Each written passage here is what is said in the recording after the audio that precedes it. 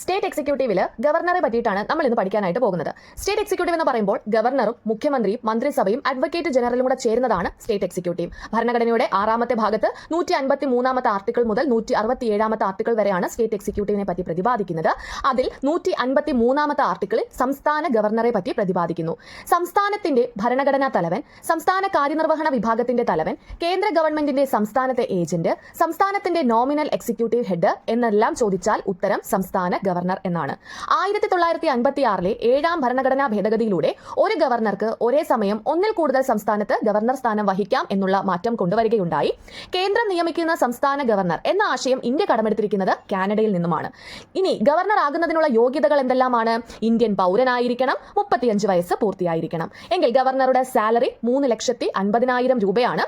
Governor നിയമന മാർഗനിർദ്ദേശം മുന്നോട്ട് വെച്ച കമ്മീഷൻ ഏതെന്ന് ചോദിച്ചാൽ സർക്കാരിയ കമ്മീഷനാണ്. ഇനി ഗവർണറുടെ കാലാവധി 5 വർഷമാണ്. നിയമിക്കുന്നത് രാഷ്ട്രപതിയാണ്. എങ്കിൽ സത്യപ്രതിജ്ഞ ചൊല്ലുന്നത് അതത് സംസ്ഥാനത്തെ ഹൈക്കോടതി ചീഫ് ജസ്റ്റിസിന്റെ മുമ്പാകെ ആയിരിക്കും.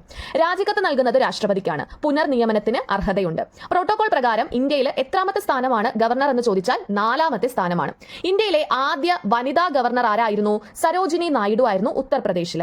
2ാമത്തെ വനിതാ ഗവർണർ പത്മജ നായിഡു ആണ്, ബംഗാളിലായിരുന്നു. ഇനി കേരളത്തിലെ ആദ്യത്തെ ഗവർണർ ബി രാമകൃഷ്ണ റാവു ആണ്. കേരള ഗവർണർ ആയ ശേഷം രാഷ്ട്രപതിയായ ഏക വ്യക്തി വി ഗിരിയാണ്. കേരള ഗവർണറായ ആദ്യ വനിത ജ്യോതി വെങ്കിടാചലമാണ്. എങ്കിൽ നിലവിലെ കേരള ഗവർണർ ആരാണ്? ഉത്തരം നിങ്ങൾ കമന്റ് ചെയ്യൂ.